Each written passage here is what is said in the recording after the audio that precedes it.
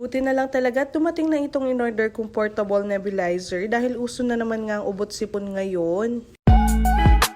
Hello everyone! Another unboxing video na naman nga ito. Dahil uso na naman ng ibot sipon ngayon, kung naghahanap ka ng nebulizer mga mare, eto na yun. Pa-order nga ako nitong portable nebulizer para nga sana sa mama ko. Meron naman siyang ginagamit na nebulizer pero disaksak siya at medyo may kaingayan. Pero ito ang in-order ko ay di baterya nga siya at the same time napakatahimik gamitin. Dalawang AA nga na battery yung kailangan para gumana. Ali yung nasa laman ng box ay yung mask for adult, for child, mouthpiece at user manual. Dahil nga compact lang siya, talaga namang kahit saan ay pwede mong dalhin. Suitable for all ages nga rin ito, kaya naman goods din siya para sa mga junakis natin. Ito na nga yung reason bakit wala tayong upload lately. Nagkaroon kasi ng ubot sipon si Aya tapos nilagnat pa nga. Pa-check up nga kami sa pidya niya at in-advise nga rin siyang mag-nebulizer. Kaya naman hiniram ko muna itong nebulizer sa mama ko. Tignan nyo naman na kahit nga tulog si Aya ay ginamit ko siya dahil nga hindi naman ito maingay. Isang button nga lang din yung pipindutin mo kapag i-on mo siya at i-off mo, kaya naman hindi ka mahihirapan gumamit. Buti na lang talaga itong oras na to na pag-upload ko ng video ay medyo umu-okay na nga si Aya. Sobrang hirap talaga kapag yung anak natin yung may sakit, no? Talaga namang ilang araw na akong puyat nito mga mare. Dahil nga inoorasan ko nga yung gamot niya at the same time itong pagne-nebulizer niya. Tapos nga nasabayan pa na meron nga rin akong ubo ngayon, kaya naman talagang sobrang struggle. Pero thank God talaga at medyo nga